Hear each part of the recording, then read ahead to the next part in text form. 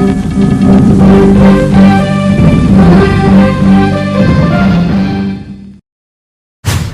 दुनिया को समझ में आया कि काश उनके देश में भी एक मोदी होता। मोदी बने सेनापति, टीम में शामिल 4 बाहुबली और फिर कमाल हुआ। पाकिस्तान के पास सब कुछ है लेकिन मोदी नहीं है। यूक्रेन आज सोच रहा है कि काश उनके पास भी एक मोदी होते।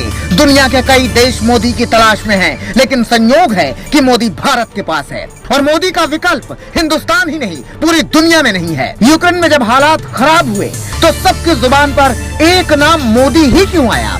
पाकिस्तानी छात्रों के बदन पर भारत का तिरंगा क्यों लिपटा है? इस रिपोर्ट को कुछ लोग नहीं देख पाएंगे, वो अभी छोड़कर चले जाएं। जो सत्य सुन पाए वही देखें। जब यूक्रेन और रूस में बात ज्यादा बिगड़ गई तो मोदी ने एक ऑपरेशन चलाया, नाम दिया ऑपरेशन गंगा। मोदी का ऑपरेशन गंगा कैसे 72 घंटे में कामयाब हुआ, कैसे दिल्ली से लेकर यूक्रेन तक बाहुबली मंत्रियों की पूरी फौज खड़ी की गई। एक से बढ़कर एक अधिकारी ऑपरेशन में लगाए गए, एक से बढ़कर एक मंत्री लगाए गए। एयर इंडिया से मामला नहीं संभला तो फिर वायुसेना को ऑपरेशन का जिम्मा सौंपा गया और पूरी दुनिया देखती रह गई। मोदी ने कैसे 72 घंटे में भारतीय छात्रों को यूक्रेन से सुपरमैन की तरह निकाल लिया। लड़ाई में वो शेर नहीं होता जो मारता है, बल्कि बचाने वाला सवा शेर माना जाता है। भारत का विपक्ष मोदी को कोस रहा था, तब मोदी अधिकारियों और वायुसेना के साथ मिलकर ऑपरेशन गंगा का प्लान बना रहे थे। और कैसे क्या हुआ हम आपको बताते हैं।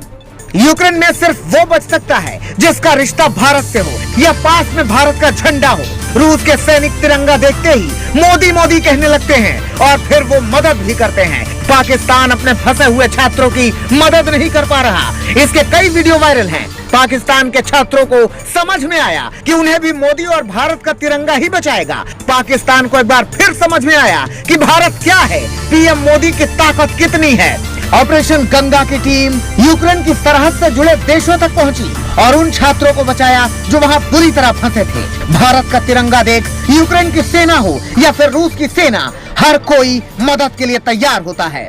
पीएम मोदी ने ऑपरेशन गंगा के लिए पहला नाम चुना एस जयशंकर का। एस जयशंकर विदेश मंत्री है, लंबे वक्त तक विदेश सचिव भी रहे हैं। विदेश नीति के मामले में एस जयशंकर को वही दर्जा हासिल है जो रक्षा से जुड़े मामले में अजीत डोभाल को मिलता है।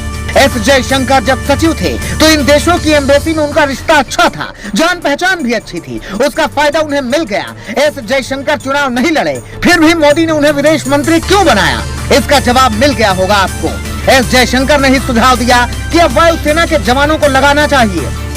पीएम मोदी ने फिर एक ऐसे नेता को काम दिया जिसके कांग्रेस में कोई इज्जत नहीं थी, मोदी के सबसे खास और भरोसेमंद हनुमान ज्योतिरादित्य सिंधिया को ऑपरेशन गंगा में बड़ी जिम्मेदारी दी गई। पीएम मोदी आजकल अपने बड़े मिशन में ज्योतिरादित्य सिंधिया को शामिल करते हैं।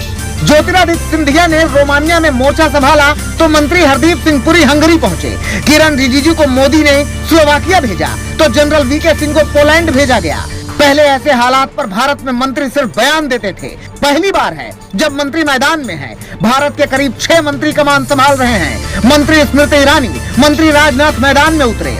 अधिकारी मंत्री वायुसेना, कई राजनयिक भारतीय छात्रों की मदद में लगा दिए गए हैं। पहले लीबिया में बचाया, फिर इराक में बचाया, फिर अफगानिस्तान में बचाया, अब यूक्रेन में भी। मोदी की तारीफ आपको झूठी लगती है तो कुछ और सच्चाई हम दिखाते हैं। ये खत देखिए, इसमें लिखा है न वीजा चाहिए न कुछ, मदद चाहिए तो पैसे भी मिलेंगे। कहाँ तक जाना है, कहाँ नहीं जाना है, ये तक लिखा गया है। पोलैंड सरकार ने 5 सितारा होटल में इंतजाम कर रखा है। मोदी का मैजिक ऐसा है कि पाकिस्तान, यूक्रेन, पोलैंड जैसे देश मान गए कि मोदी के सामने कोई शर्त नहीं रखी जा सकती। भारत अपने बच्चों को बचाएगा ही, लेकिन दुनिया भी इसमें मदद कर रही है। साफ साफ संकेत है, मोदी दुनिया के सबसे बड़े बाहुबली और सम्मानित नेता हैं। भारत का सौभाग्य है कि वो भारत में है। पाकिस्तान को एक मोदी चाहिए, यूक्रेन को भी एक मोदी चाहिए, लेकिन मोदी तो सिर्फ हिंदुस्तान के हैं। मोदी का दिल तो हिंदुस्तानी है जी।